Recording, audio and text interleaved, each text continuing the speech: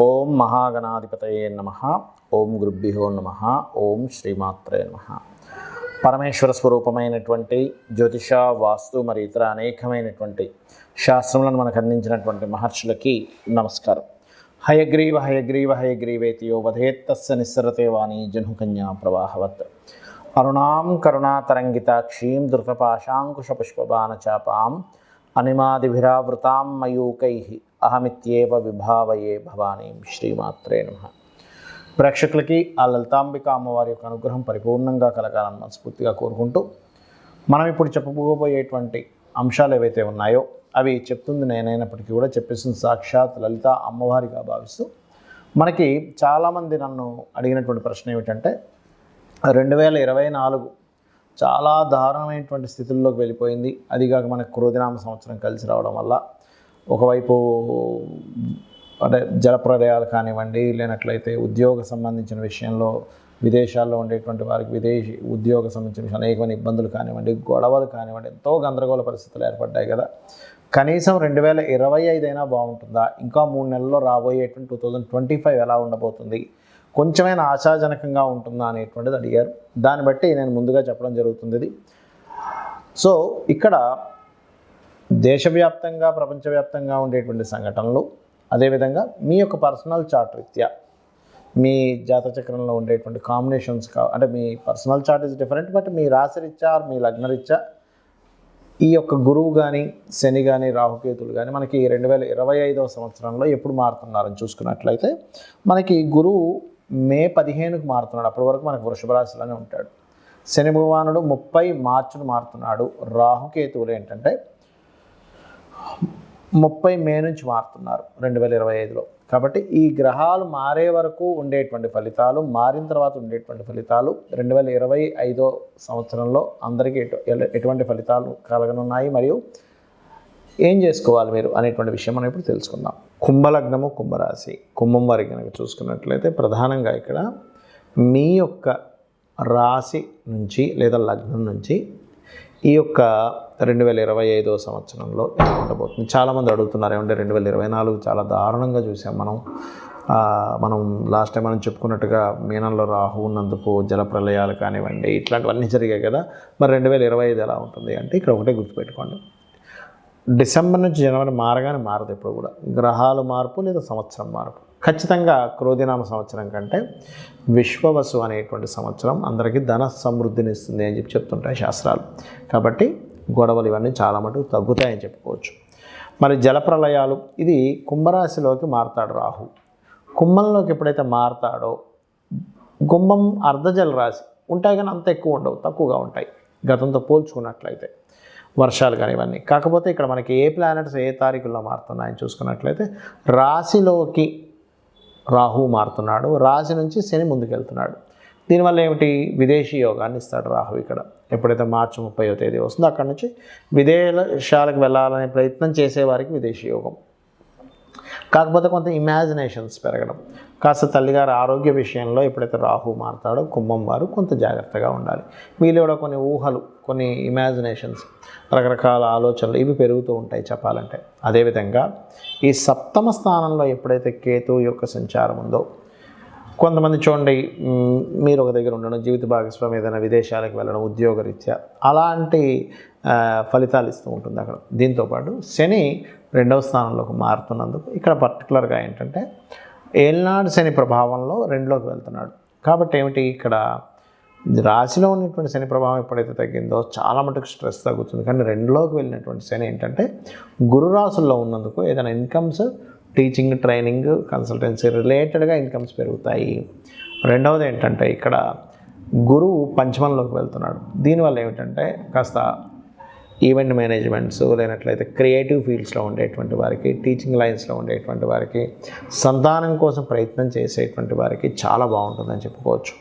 మరియు అదేవిధంగా మార్కెటింగ్ చేస్తూ ఉంటారు కొంతమంది, ఆ మార్కెటింగ్ రిలేటెడ్ సెక్టార్స్లో ఉండేటువంటి వారికి చాలా చాలా బాగుంటుంది చెప్పాలంటే. కాకపోతే 7వ స్థానంలో కేతువు మీకు మే 30వ తేదీ నుంచి మారుతున్నాడు. కాబట్టి ఏదైనా వివాహ సంబంధించిన నిర్ణయాలు ఇవన్నీ మే 30 లోపల చేసుకోవడమే మంచిది అనేటువంటి చూపిస్తుంది పర్టికులర్గా. అలాగే ఈ యొక్క కుంభం వారికి కనుక చూసుకున్నట్లయితే ఎప్పుడైతే శని 2లోకి వెళ్తున్నాడో కొంచెం మీరు ఏదైనా ఇన్వెస్ట్మెంట్స్ చేసేటప్పుడు న్యాచురల్ 12th హౌస్ కాబట్టి లాంగ్ టర్మ్ ఇన్వెస్ట్మెంట్ చేసేటప్పుడు కొంచెం చూస్ చేయండి. పోవు డబ్బులు కాకపోతే ఏంటంటే కొద్దిగా అవి చూస్ చేయండి. పార్ట్నర్షిప్స్ విషయంలో జాగ్రత్తగా ఉండండి బికాజ్ ఆఫ్ సప్తమంలో కేతు ఉన్నందుకు. ఇక మీరు నిత్యము చేయవలసినటువంటి దేవతారాధన జయ గురుదత్త, శ్రీ గురుదత్త అనేటువంటి నామస్మరణ ఎక్కువగా చేయండి. దత్తాత్రేయుడి యొక్క చరిత్ర చదవండి. విష్ణు సహస్రనామాలు చేయండి. అనే విధాలు బాగుంటుంది. 2024 కంటే 2025 విశ్వవసు అనేటువంటి సంవత్సరం క్రోధినామ సంవత్సరం కంటే చాలా బెటర్గా ఉంటుంది. ఎందుకంటే ధన సమృద్ధి యోగాన్ని ఇస్తుందట విశ్వవసు అంటే. మరి దేశ కాలమాన పరిస్థితుల్లో ఎటువంటి ఫలితాలు వస్తాయి అని చెప్పి చూసుకున్నట్లయితే ఇప్పుడు మనం చూడండి, జలరాశుల్లో మీనం యొక్క సంచారం జరుగుతున్నందుకు మనం లాస్ట్ టైం మనం చెప్పుకున్నాం, 9 months బ్యాకే చెప్పుకున్నాం. రాహు మారినప్పుడు జలరాశుల్లోకి రాహు వచ్చాడు. Rahu is the drastic related సంబంధించిన వాటికి కారకుడు. జల సంబంధించినవి బాగా పెరుగుతాయి. జల సంబంధించిన వర్షాలు కావచ్చు, నదులు ప్రవహించడం కావచ్చు, జల ప్రళయాలు కావచ్చు వస్తాయని అనుకున్నాం. అదేవిధంగా మనకు జరుగుతుంది కూడా ఇప్పుడు కాలంలో. అయితే మరి ఎప్పుడైతే మీకు రాహుకేతువులు మారుతారో మే 30వ తేదీ నుంచి అక్కడ చాలా మట్టుకు ఈ మే తర్వాత వచ్చేటువంటి నెక్స్ట్ ఇయర్ 2025 మే తర్వాత వచ్చేవి చాలా అట్లాంటివి జరగవు చాలా మటుకు. అదేవిధంగా కేతు ఎప్పుడైతే మనకి కన్యారాశి నుంచి సింహరాశిలోకి వస్తాడో భూముల యొక్క ధరలు బాగా పెరుగుతాయి అక్కడ. అంటే ల్యాండ్ రేట్స్ పెరిగేటువంటి సమయం ఎప్పుడైతే సింహంలోకి వస్తాడో కేతు.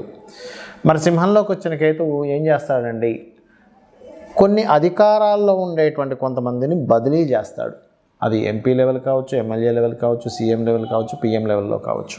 కొంత మార్పులను ఇస్తాడు అక్కడ. అంటే కొన్ని మార్పుల్ని కేతు ఈజ్ చేంజింగ్, మార్పులు ఇంకొంత ఏదైనా మార్పు తేవడం వాటికి కారకుడు. అదేవిధంగా ఒక గొప్ప కీర్తిని కూడా ఇస్తాడు రాజుకి, ఎందుకంటే కేతు కీర్తికి కారకుడు. మరి శని భగవానుడు మీనరాశిలోకి వెళ్తున్నాడు. ఇక్కడ బాగా అర్థం చేసుకోండి, రాహు ఎప్పుడైతే మీనరాశిలో ఉన్నాడో కొన్ని ధర్మ సంబంధించినటువంటి విషయాలు అనేకమైనటువంటి ఘర్షణలు తీసుకొచ్చాడు. శని వచ్చినప్పుడు ఏమవుతుందంటే అటువంటి ఘర్షణలు అవుతుంటాయి, కానీ కొంత ధర్మబద్ధంగా అంటే ధర్మ కర్మాది యోగం ఏర్పడుతుంటుంది. ఎప్పుడు శని కనుక గురు రాశుల్లోకి వెళ్ళినప్పుడు కొన్ని ధర్మ సంబంధించినటువంటి విషయాల్లో రాహు ఎందుకంటే శనివత్ రాహు, కుజవత్ కేతు అంటూ ఉంటారు. రాహు ఎటువంటి ఫలితాలను ఇస్తూ వచ్చాడో ఈ శని మీనరాశిలో ఉన్నప్పుడు ఏంటంటే ఎక్కువగా అంటే వర్షాలు పడవు, కానీ కొంచెం ఎక్కువగా ఎండ తక్కువగా ఉండడం, ఆ 2.5 సంవత్సరాలకు అసలు మబ్బు బట్టి ఎక్కువగా ఉండడం, ఇట్లాంటివి కూడా కొంత జరుగుతూ ఉంటాయి. అంటే చల్లదనం, కోల్డ్నెస్ పెరుగుతూ ఉంటుంది. ఎందుకంటే జలరాశుల్లోకి వెళ్ళిన శని కదా, కోల్డ్నెస్ మీకు కొన్ని దేశాలు మంచు ఎక్కువ పట్టడం కానీ, అదేవిధంగా ఎండాకాలం ఎందుకని ఎండ అంతగా ఎక్కువ కనిపించట్లేదు ఏంటి అనుకోవడం కానీ ఇట్లాంటివి ఎక్కువ జరుగుతూ ఉంటాయి. ఎందుకంటే ఇక్కడ ఇది ఒకటే కారణం కాదు, కేతువు కూడా సింహరాశిలోకి ఎంటర్ అవుతున్నాడు. అంటే రవి ప్రచండంగా వచ్చేటువంటి దానికి కేతువు ఎప్పుడైతే ఉన్నాడో మీరు గమనించవచ్చు. ఈ మీనరాశిలో 2.5 సంవత్సరాలు ఉండే శని, సింహరాశిలో సంవత్సరాలు ఉండేటువంటి కేతువు ఈ ఫలితాలు ఇస్తూ ఉంటాడు. మరి ఈ యొక్క ఫలితాల్లో చాలామందికి డేట్ ఆఫ్ బర్త్లు ఉండవు. ఎందుకంటే వాళ్ళ పర్సనల్ చార్ట్ బట్టి లగ్నము, ధనస్థానము, ప్రయత్న స్థానము, వివాహ స్థానం కావచ్చు, గృహయోగం కావచ్చు, ఇవన్నీ మీ పర్సనల్ చార్ట్లో ఉంటాయి. మీ పర్సనల్ చార్ట్లో ఉన్నటువంటిది ఎక్కువ ప్రభావం చూపిస్తుంది. గుర్తుపెట్టుకోండి, ఏలినాటి శని వచ్చిందని అష్టమ శని, అర్ధాష్టమ శని భయపడకండి. మీ personal chart is most important. మరి పర్సనల్ చార్ట్ కూడా తెలియని వారు ఏం చేసుకోవాలి? ఈ 2025 సంవత్సరం అన్ని విధాలా బాగుండాలంటే మీరు ఆరాధన చేసుకోవడం, గణపతి యొక్క ఆరాధన చేసుకోండి. గణపతిని ఎక్కువగా ఆరాధించండి. సూర్యుడిని, గణపతిని ఎక్కువ ఆరాధించండి. సేవలు, ఎందుకంటే 12వ స్థానంలో శని వెళ్ళి గురువు రాశిలో న్యాచురల్ 12th హౌస్లో ఉన్నాడు కాబట్టి మీకు దగ్గరలో ఉండే ఆలయాల్లో నూనెని దానంగా ఇస్తూ ఉండండి. నూనెని లేదా బెల్లంతో చేసిన పదార్థాన్ని ప్రసాదంగా ఇస్తూ ఉండండి. అలాగే మరొకటి ఏంటంటే మీరు ఏ బిజినెస్లు చేస్తున్నా కాస్త టెక్నాలజీతో కనెక్టివిటీ ఉండేలాగా మీరు ప్రయత్నం చేయండి. బాగా గ్రోత్ ఉంటుంది. ఎందుకంటే రాహు 11లో న్యాచురల్ 11th హౌస్లో సంచరించేటువంటి సమయము కాబట్టి ఇవి చేయండి, ఖచ్చితంగా మీకు బాగుంటుంది.